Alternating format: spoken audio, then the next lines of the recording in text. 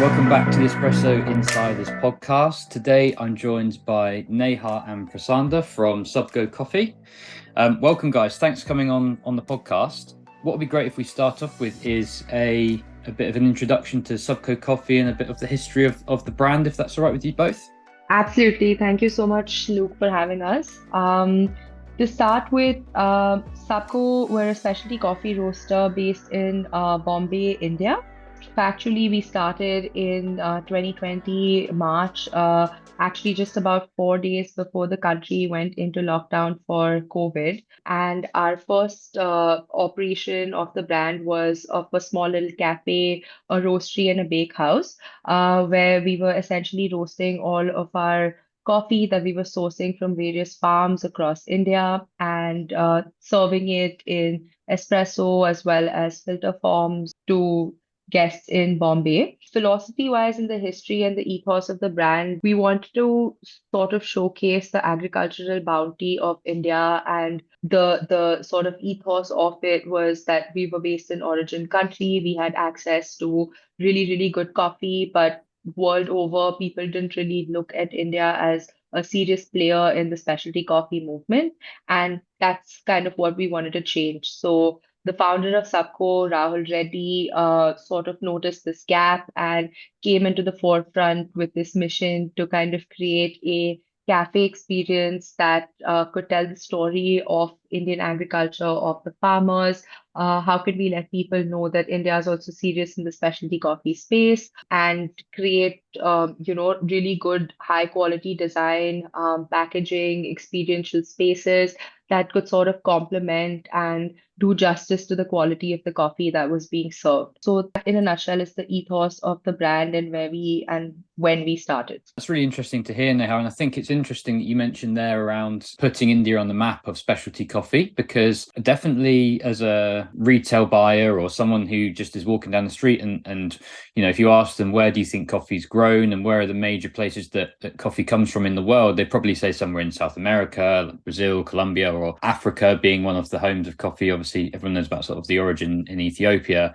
And they might not think of India as one of the kind of mainstays in the coffee industry. So what would be really interesting to get into a little bit more is maybe one for Prasanda, kind of what is it that makes Indian coffee so special, and particularly when you're thinking about kind of single origin producers and coffee farms and those high standards that are actually available in India, what is it that sets Indian coffee apart from others in the rest of the world?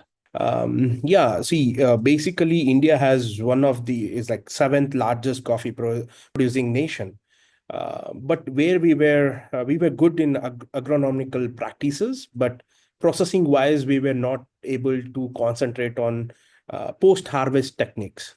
But usually our Indian coffee is a shade grown coffee. That's the very, very important. We keep the agroforest, and then inside that forest we grow it. We maintain two-tier shade system that helps the coffee plants to grow in a very unique way with lot of like citric flavors in the cup. And basically Indian coffees were like used for blend purpose. Like if you see the overall world, we export large amount of coffees. So basically they used to use for Kenyan blends kind of thing. But now India is moving towards the fourth way of coffee. India is coming out to represent its own genetical part as well as the quality part. When I speak about the genetical part, India has one of the oldest research institute called CCRI, Central Coffee Research Institute, where we maintain very old genetical, like Tipicas. You can see like selection 9 variety, selection 795. Old canes were doing very good in the cup quality. And also now, as like moving forward, India is making his own path in specialty on even the processing. India has moving towards the unique way of processing also, like carbonic maceration, anaerobic fermentation, like black honeys.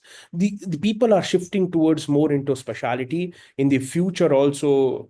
Like hopefully India will be in the cup of excellency also.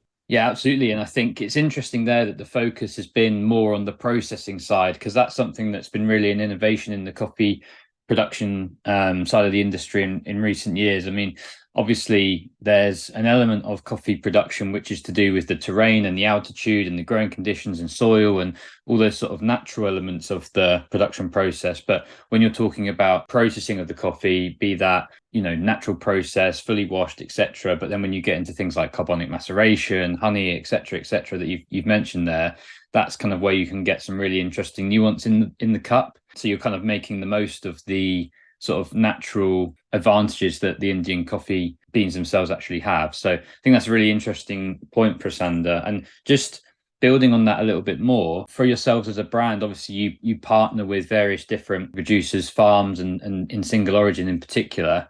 How do you go about selecting a new partner to work with in terms of a coffee farm, and how do you make sure that you're maintaining the level of quality, in terms of quality assurance and what have you, that trying to maintain with those beans? Yeah, it's a very good question. It was a very challenging for us how to maintain the consistency of each and every year. That was the major problem where we were facing on that. So basically, Subko, if you see as a coffee sector, we divided into two lines. One is we buy from a single origin coffees, and other one we adopted a village in the Andhra Pradesh. It's a tribal area. It's on the south called Araku Valley, where we adopted the two villages and we renamed it as a Subco village. Then the new concept we started called single origin, single estate. Everywhere you heard about this, right? Single origin, single estate. We went in deeper and we made single origin, single estate, single block with unique processing concept. For example, if you are buying from our estate called like we make a project for that. Example, we work with the Ratnagiri estate in Karnataka. We work with Kaladevpura. We selected 5-6 estates and we went to a deeper into that estate, selecting the each block. For example, Ratnagiri estate has around 500 acres of land, or 200, I think so. So that 200 we divided into 5 acres sub blocks, and then we connect to one of the how much quantity we required, we connect to that block and we tell them to process in a unique way how we want it. So that one is quality is assured, what the processing method we want, that is also been assured, and also we are connecting to the genetical to the root also. So that in that way we started making ourselves own standard quality standards to get the consistency in the cup. The second one, which we adopted the village concept, which I was telling to you, that was a tribal owned area, and we have a two villages, which around 20 to 25 small holders work there. So there we built a small our own processing unit, and we buy the coffee fruits from the small holders, and we process our own coffees whatever we want. Like for example, we had a guram hand wash. They were doing traditionally, they were doing one of the wash method. We standardized that wash processing method, and we created a small fermentation tanks there. So we work from the root and we sell it in their name, with which estate the tribal name, the coffees will be sold it in their name.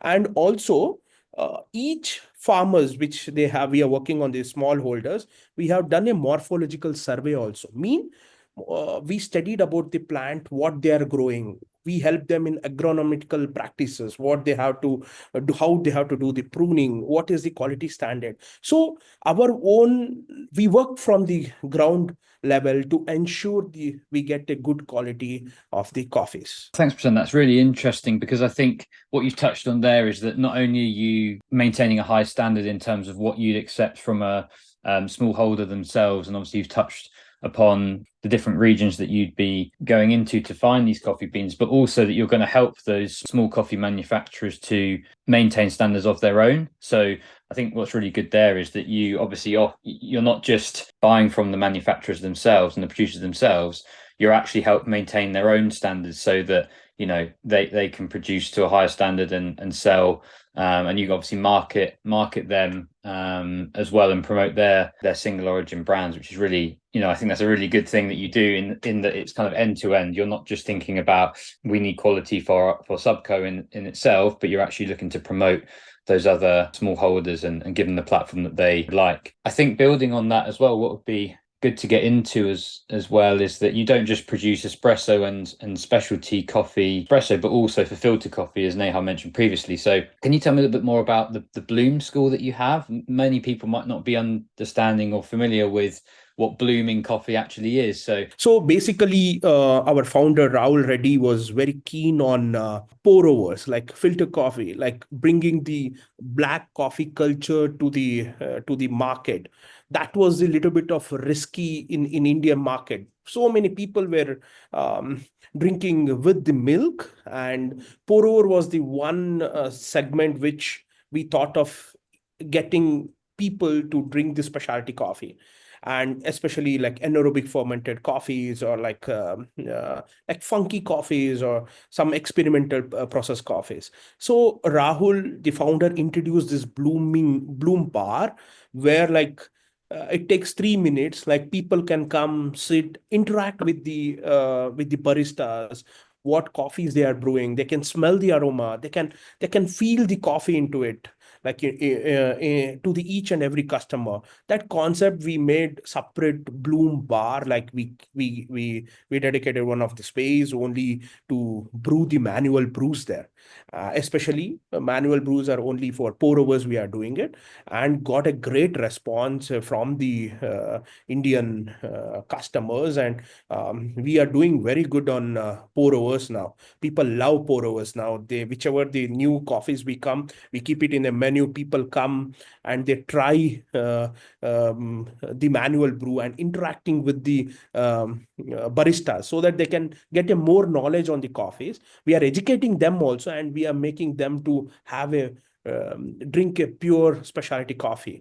Once they drink the pour over, they will fall in love with that, and they started addicted to those coffees, and also the manual brews.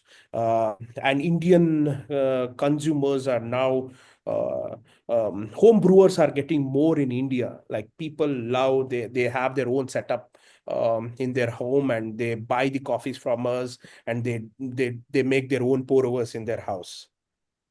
Yeah, I was just thinking the same thing. It's something that's very accessible for people to not only try different types of coffee that maybe are a little bit more suited to filter, where they have a little bit more nuance or sweetness, whereas something that is looking to stand up to milk and is being used for espresso, you might expect to be a little bit slightly darker roasted and have it be a bit more full bodied in the flavor and the mouthfeel.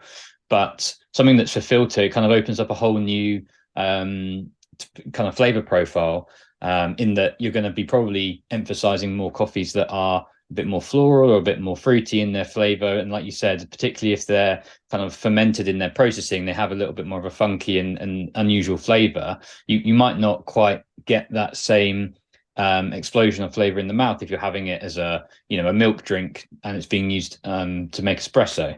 So I think what's interesting there as well is that you're encouraging people to drink black coffee and actually taste it from the ground up, and not necessarily go for something overly processed to begin with. It's actually something that's quite raw, and they're experiencing coffee for what it should be at its source almost. So no, it's really interesting, and I think it's bringing another dimension to the business, but also in that you're able to educate kind of consumers as well. It's not just about selling, it's also about kind of educating the consumer to sort of self-serve, and they can just kind of buy beans, maybe grind themselves at home and make pour over, and kind of adjust their own recipes and dial it in as best they can. So I think that's really interesting.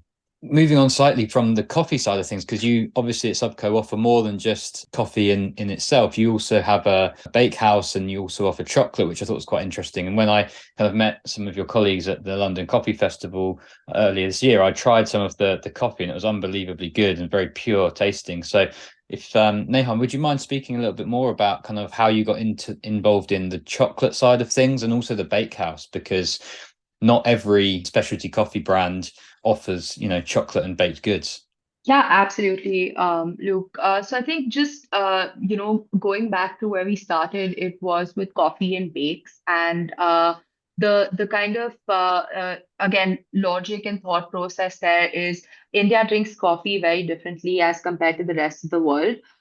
So specialty coffee is far off, and exactly like Prasanna mentioned, with converting people to understand coffee better, brew coffee at home, and sort of getting the nuances of the flavor notes in the filter brewing process, like you mentioned, are all things that took a lot of time. And back when we did start, if we had just started a coffee roastery and cafe in isolation that just served coffee, we didn't believe it would have the same impact that it would if it was paired with another, craft form. Because specialty coffee, what it is today, like 4.5 years after we've started, is remarkably different with a lot more awareness in the market. Back then, it was still a fairly nascent stage. And hence, I think the bakehouse sort of came together as looking at it as two forms of craft, because when we do talk about the bakehouse, there was similar to specialty coffee, there was also a dearth or like a sort of vacuum for a really high quality craft bake that was like made using similar principles that I explained about the coffee sourcing. So made using 100% Indian wheat, can be focused on Indian agriculture. We are primarily an agrarian country, and yet even in India, most of the brands that do a good croissant or sourdough or pizza are always importing flour. And importing butter. And it's not like we don't have these raw materials available here. It's just that they definitely do vary, and nobody has really used them to craft these really high quality bakes. So that's kind of where coffee and bakes went hand in hand. And our bakehouse is focused on using 100% single origin wheat. We source all our wheat from a fifth generation family farm located in northwest India in a state called Punjab. And the focus areas and essentially the concept stems from sourdough and croissants, both very different forms of like bread making, viennoiserie that actually showcase craft. Similar to philosophies to coffee, where we're still a small batch coffee roaster. We don't roast any batch sizes above like 12 to 15 kgs. Similarly to croissants, everything is made from scratch, everything is made by hand. The team mixes the sourdough, there's a lot of touch and feel that happens, and hence we're able to create a product that is definitely a lot more time consuming, a lot that takes a lot more effort, but definitely outshines in terms of the quality that we want to showcase.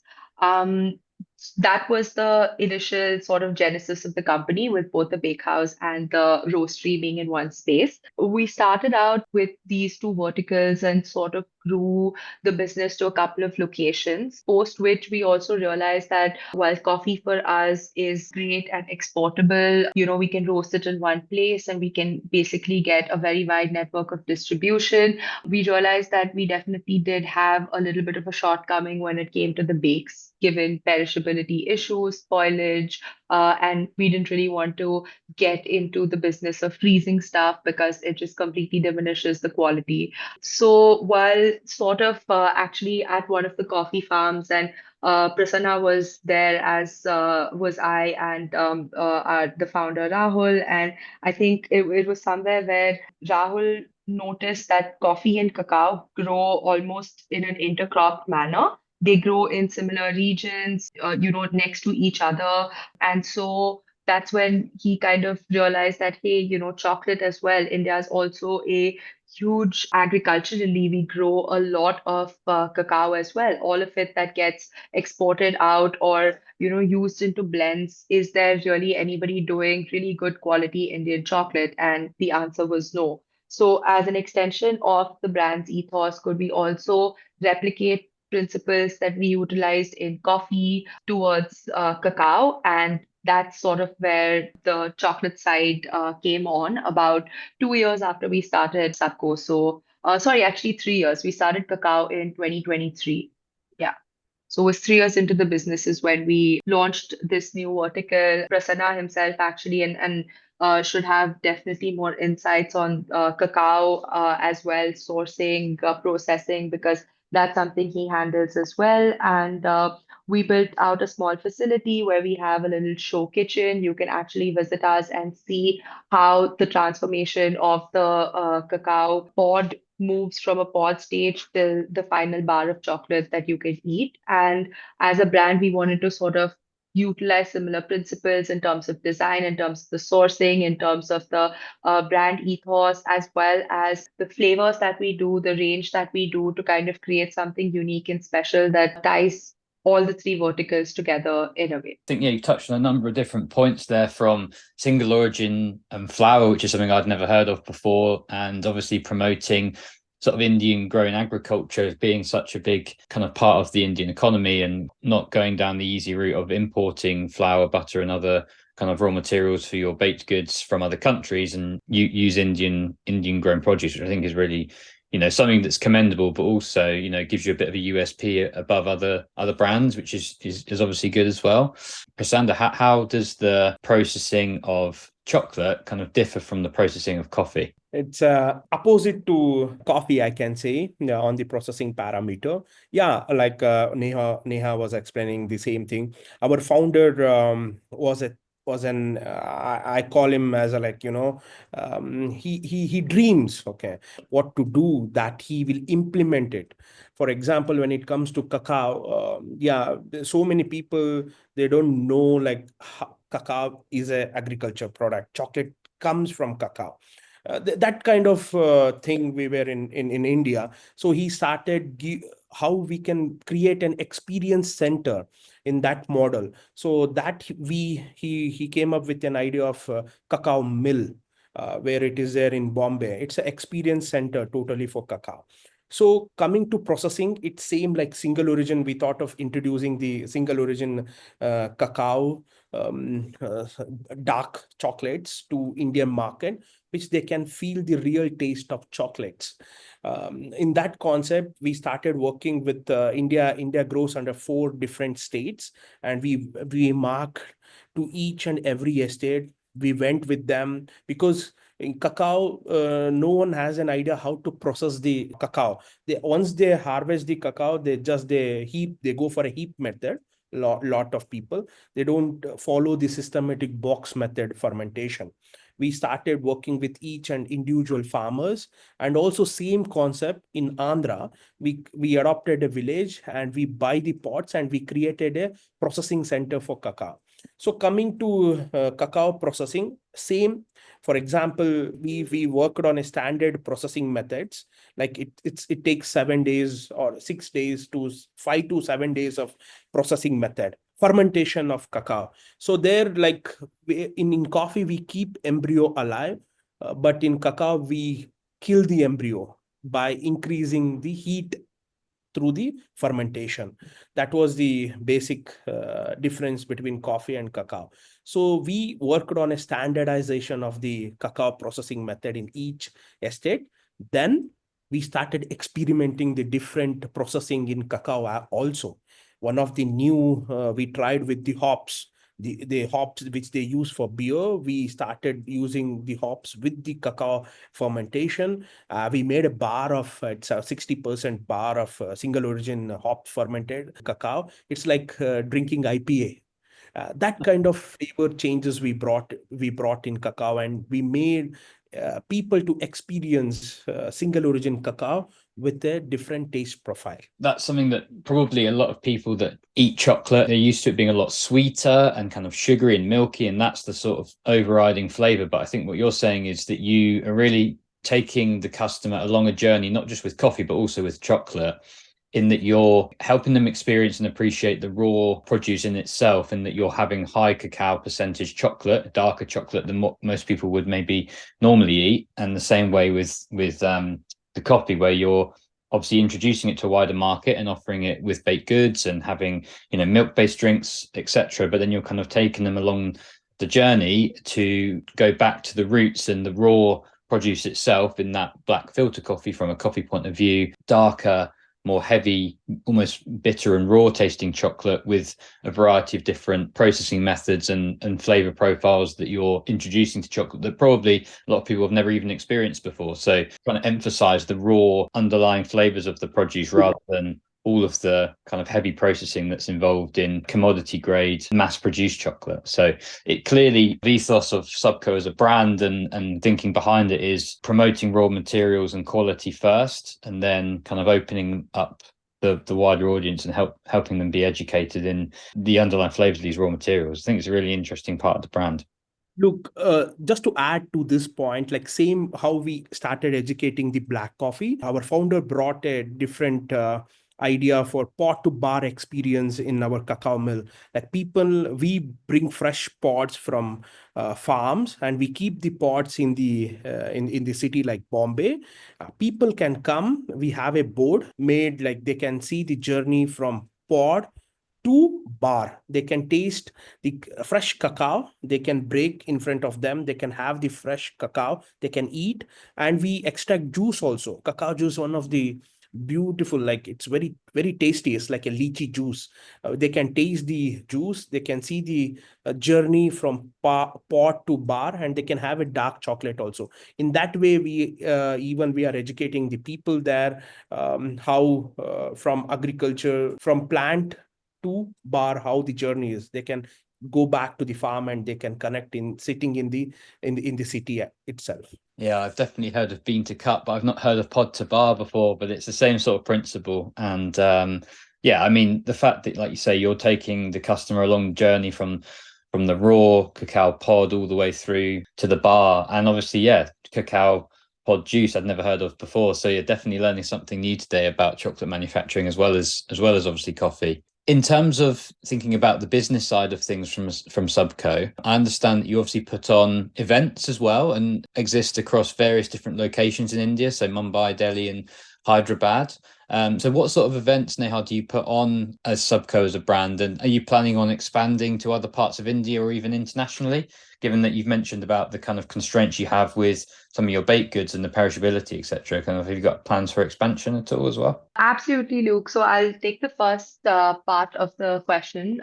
So in terms of the events, apart from, talking about, like you rightly said, the quality and the sourcing of the product, which are definitely very, very key factors, and the base for everything we do. I think the fourth layer that kind of comes in, and I call it fourth because we look at coffee, bakes, and cacao as like the three verticals that we have at Subco. The fourth one is sort of design that comes in, and we've spent a lot of time working on building our own very unique design language, and that translates across our spaces, across our packaging, across the way we talk about products and launches and anything on our social media, and all of it uses a similar ethos again as the rest of the products that I mentioned. It's all inherently Indian in some way. So we take a lot of inspiration from Indian scripts, Indian design, Indian printing techniques. Even when we do our packaging, we use screen printed labels. Screen printing is a very old form of printing that's almost dying down in India. And we've actually, utilized labels that are just screen printed from day one for both our coffee as well as our chocolate. So design kind of comes in a big way to tell the story, and to tie it down in a way. And that sort of forms the extension to how we look at culture, which is again we want to be a purveyor of Indian culture in the sense of promoting the arts as much as we can. While it starts with design for us, we've always been a space that privileged to have a lot of folks from the artistic community kind of congregate too, with the kind of products and the narrative that we do put out there. So from the start, we've always wanted Subco to, again, like you said, be a space where you can come in and learn something new every day, be educational, not just come there and have a good cup of coffee, but can I also learn something? Can I learn about a new processing, or can I have like a completely new tasting experience? That was sort of the ethos, as well as what kind of experiences can we create for folks coming there that would make them want to stay back? And I think community and events were an extension of that for us. So we've done a lot of different kinds of events, as we are a fairly wide company in terms of the products that we do. I think when we started out events, a lot of our events were focused around the verticals that we do. And I think one of the most interesting sort of series that we did was something that we did called, it was called SOS, our single origin speakers, where we basically called our farmers from, the planters who were actually growing the coffee to our cafes and had them interact with our audience. So we got them into the forefront, let people speak to them, ask them questions directly about their method, their process, their practice. And it started off from, it turned into a really interesting series that we did over a year with about 6 of our different farmer partners, and very, very interesting. So we've had series like that. We've worked with artists, we've worked with authors who have come and launched their books at our spaces. We've done events with companies and brands in the similar space. So we've worked with the La Marzocco team when they were in India. They wanted to host, sort of like an event for La Marzocco India that we partnered with them. And then we've done similar collaborations and events with other brands. We do things like Sunday brunches. We work with similar like-minded companies like ours. So a few interesting collaborations that we've done from the start have been around aging, and essentially how does cacao kind of react when it is, like Prasanna mentioned, the hops fermenting. We've tried to sort of pair coffee with spirits in a way, and we've done a lot of work. And I think definitely Prasanna can talk about more of the geekier side of that. But we've worked with an Indian meadery, we've worked with an Indian gin brand to kind of create, co-branded meads, co-branded gins. So we've done a lot of events with these spirits that have come in. Like I mentioned, different kind of themed brunches. We do sourdough pizzas for those brunches. And then again, an extension of events is where we've taken the brand out of the cafes into public spaces. So that's like festivals, expos, spaces like the London Coffee Festival where you interacted with us. And yeah, so it's a bunch of different events that we do. And of late, we've also landed up doing a lot of private events. We've got sort of requests for customized setups at people's homes, at people's weddings, at people's parties, and we're sort of dabbling around in that as well. So it's a bunch of different things. But yeah, very excited to do a lot of these events and collaborations. What's really interesting there that stood out is obviously you've got the kind of three main verticals that you've mentioned throughout the episode, but also the design side of things, and kind of how that is a lot more translate to other industries like art and other different verticals as well. In terms of plans for 2025, have you got anything majorly exciting in the works, or more of the same, expanding and growing the brand? But plans for growth, yes, it is challenging for us to scale up in a lot of ways to have physical cafes present, given that we do need to set up a bakery in every larger geographic area that we want to have a presence. So currently in India, we just set up our second bakery, which is in a city called Bangalore in a state called Karnataka in the south of India. It's pretty much the gateway to coffee country in a lot of senses, because a lot of our partners and buyers have their estates, just from your main airport to connect to the hills where a lot of the estates actually are present today.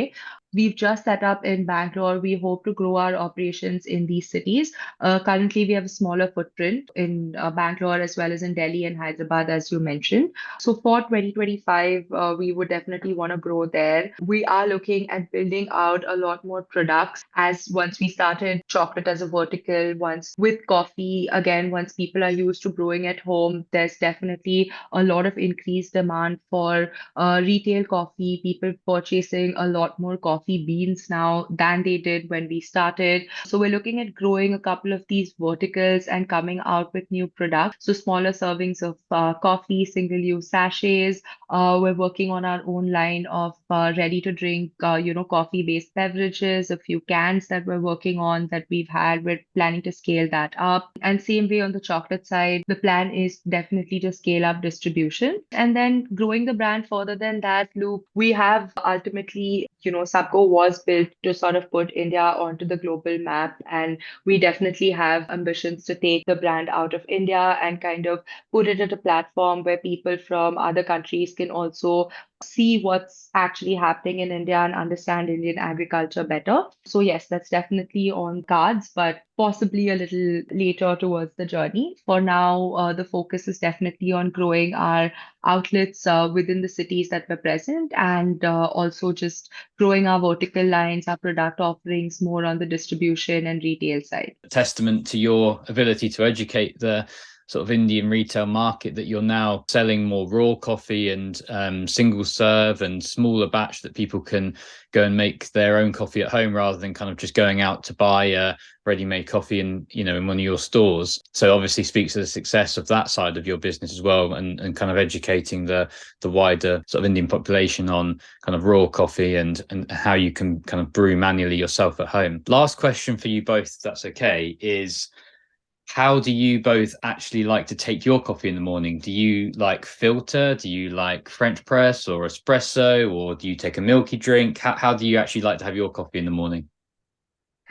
So I'll start. I'm not really a coffee person, or when I say coffee person, I mean someone from the coffee industry. I'm a chef by profession, and when I started out at Subko, is where I started learning about coffee. So I think in the last 4.5 years, my coffee journey has significantly changed. I started out with I do like my coffee with milk. I am Indian, and that's what I've been used to growing up. So I did start off with like a cappuccino with a little bit of sugar, which was the first sort of beverage I had. And over the years, I've moved to, Americanos, long black, short black, espresso, flat whites. And I think now I'm at a normal hot cortado is what I usually start my mornings with. But I do enjoy an occasional espresso as well, particularly on, a really busy day or when I'm short on time.